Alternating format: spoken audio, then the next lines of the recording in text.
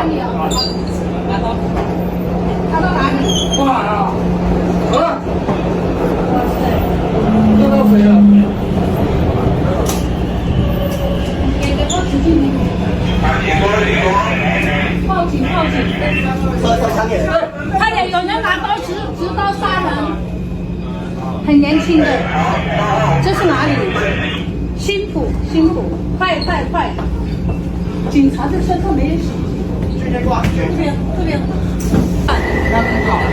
鸭子叫，给他猪叫了，都不信号了，给他猪叫。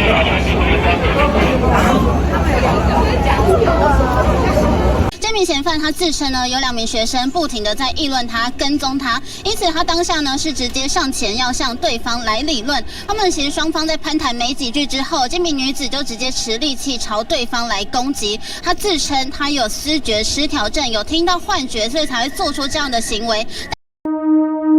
What is it like to have schizophrenia? The experience of schizophrenia is not one that most people will easily understand. It's not like depression, where most of the symptoms, like insomnia or fatigue, will be instantly familiar to most people. With schizophrenia, the most prominent symptoms of the disorder, the delusions, hallucinations, and disorganized thoughts, don't have any direct parallels in our own lives. Because of this, schizophrenia is hard to understand, leading to misinformation, misconceptions, and misdiagnoses. To improve our understanding of this disease, we need to do much more than simply memorize lists of symptoms. Instead, we need to learn the underlying mechanisms of schizophrenia so that we can better recognize it when we see it in our patients. Some have hypothesized that the core deficit in schizophrenia involves the concept of salience.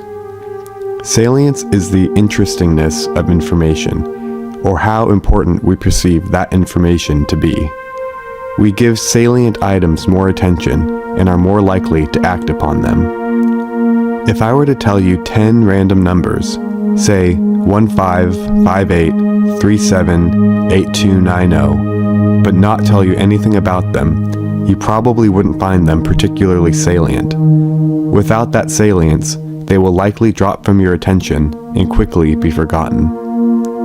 However, if I told you that these numbers are from tomorrow's winning lottery ticket and that there's still time to enter, then suddenly they become very interesting indeed. By telling you this, I have increased the salience of the information. The numbers themselves have not changed at all, only their salience has changed. On a biological level, the neurotransmitter dopamine plays a key role in the process of salience. When information is found to be salient, your brain releases dopamine. This rush of dopamine makes you pay more attention to the information and motivates you to act upon it. We can manipulate the salience of information by tying it to some kind of a reward. Take the ticker on the New York Stock Exchange as an example. Someone who is unfamiliar with the financial system would likely find the constant stream of letters and numbers to be meaningless or random. For stockbrokers, however, the ticker is incredibly salient because stockbrokers believe that these letters and numbers will potentially allow them to make millions of dollars. This information has been made salient by connecting it to the possibility of a reward. Information can also be made salient by linking it to a negative outcome. For example, public safety experts trying to encourage helmet use will often use grisly footage of motorcycle accidents as a way of getting your attention. A video like this is disturbing on a visceral level, yet it is also effective at increasing the salience of their message and motivating people to act differently so they can avoid a similar outcome.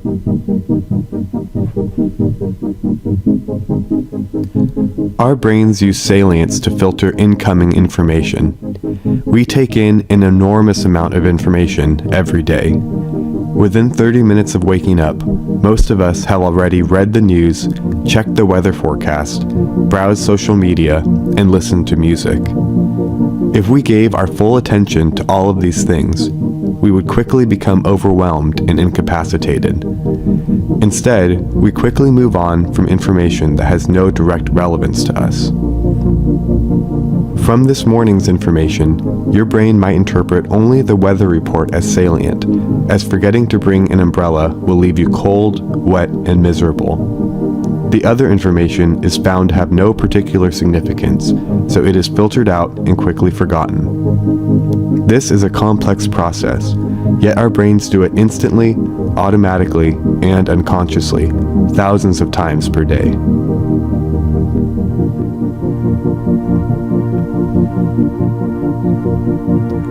So how does this relate to schizophrenia?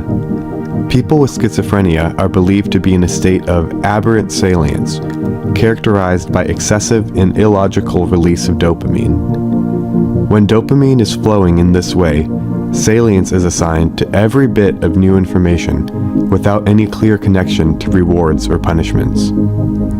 It would be like suddenly entering a world where every letter and number had the potential to make you $1 million, or where every decision had the life or death consequences of a motorcycle accident. People in the early stages of schizophrenia describe being in a state like this. They say things like, "My senses were sharpened. I developed a greater awareness of the world and became fascinated by the little insignificant things around me. Sights and sounds possessed a keenness that I had never experienced before. It was as if parts of my brain awoke, which had been dormant. My senses seemed alive. Things seemed clear-cut. I noticed things I had never noticed before. I felt that there was some overwhelming significance in this. I felt like I was putting a piece of the puzzle together." This makes life initially quite vivid and dramatic for someone in a state of aberrant salience, yet it rapidly becomes a confusing and unbearable way to live. Normally, we can figure out why our brain is telling us that something is important. We know that paying attention to the weather forecast will help us to avoid having a bad day. However, someone in a state of aberrant salience will perceive a sense of overwhelming significance in all of their experiences without being able to understand why. Why me, they ask. Why now? Why does this all seem so important? To make sense out of this experience, people with schizophrenia will begin to develop explanations for why each piece of information suddenly feels so important, so relevant, so personally significant. If they watch the news in this state of heightened salience, they might come to believe that the president must be using their State of the Union address to communicate a special coded message meant only for them.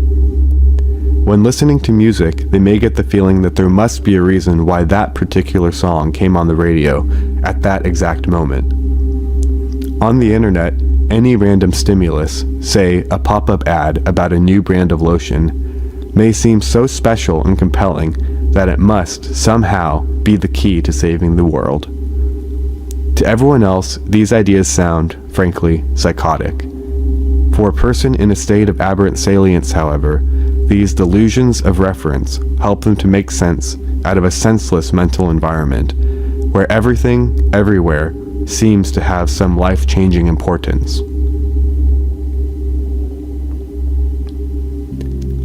If delusions develop when excessive salience is given to external stimuli, then what happens when salience is given to internally generated information? After all, everyone has an internal stream of consciousness that we generally recognize as being our own. In a state of aberrant salience, however, these thoughts can seem important to the point where they are given the same level of priority as a voice coming from outside your head. This is thought to be the mechanism for the auditory hallucinations that people with schizophrenia experience. It is as if the volume of these internal thoughts has been turned up so far that they grab your attention in the same way as hearing your name yelled from across the room. Aberrant salience can also explain the profound thought disorganization that is another hallmark of schizophrenia. People with schizophrenia often have difficulty understanding even seemingly simple concepts and ideas. They may hear the same information over and over again, but show no sign of actually comprehending it. They can respond to their environment in ways that make little sense to an outside observer. This disorganization of thoughts, speech, and behavior makes more sense when you consider that aberrant salience leaves people in a state of perpetual information overload. When the filter of salience breaks, you become constantly bombarded by new information every second of the day, with no way of making sense of it all. It would be like trying to watch dozens of TV shows all at the same time. In this state of confusion, it is no wonder that people with schizophrenia can appear so bewildered and distracted by even simple concepts. They say that the value of a theory lies in how well it is able to explain what we observe, and aberrant salience appears to pass this test. It provides a framework for answering many of the questions we have had about schizophrenia for centuries. For example, we have long wondered why the content of delusions in schizophrenia varies so drastically from culture to culture. Someone in a modern city is more likely to believe that satellite waves are broadcasting their thoughts than someone from a rural area who is more likely to say that their thoughts are being stolen by a neighbor's curse. Yet, if schizophrenia is an illness with a biological basis, shouldn't the symptoms be similar across cultures? The concept of aberrant salience bridges this gap by arguing that delusions are normal psychological constructs generated by a person in an abnormal biological state. If delusions are psychological constructs, it makes sense that they would draw upon that person's own unique experiences and cultural values, even if the underlying biological abnormality is the same. The concept of aberrant salience can inform not only our understanding of schizophrenia, but also how we treat it. If aberrant salience is associated with excess dopamine, then using medications to block dopamine should reduce the symptoms of schizophrenia. This appears to be true. All of the drugs prescribed for schizophrenia, known as antipsychotic medications, block dopamine receptors to some degree. This creates a state of dampened salience where information lacks the power to capture attention that it once had, leading to reductions in symptoms like delusions, hallucinations, and thought disorganization. However, this comes at a cost. Like many medications, antipsychotics are nonspecific in their actions. They cause a global dampening of salience for all information that the brain processes, not just information related to psychosis. When preparing for their day, a person taking antipsychotic medications would avoid assigning salience to irrelevant stimuli, such as pop-up ads or a song on the radio. This is an improvement. However, they also would have difficulty assigning salience even to relevant information, like the weather report, and may then forget to bring their umbrella. This shows both the power and the limitations of using antipsychotics to treat schizophrenia. They reverse the excess of dopamine driving a state of aberrant salience, but in doing so, they can interfere with the normal functioning of salience as well. Understanding the concept of aberrant salience can be illuminating for people trying to learn about schizophrenia. However, it is not without its limitations. It does a much better job of explaining the dramatic positive symptoms of schizophrenia, like delusions, hallucinations, and thought disorganization, than it does explaining the negative symptoms like flat emotions, inability to feel pleasure, and difficulty forming relationships, that are often more impairing for people with schizophrenia. The concept of aberrant salience is also silent on the question of why some people develop schizophrenia, while others do not. It only explains what happens once an episode of psychosis has already begun. It is likely that no single theory will explain a disease as complex as schizophrenia. There are, without a doubt, multiple mechanisms to be discovered.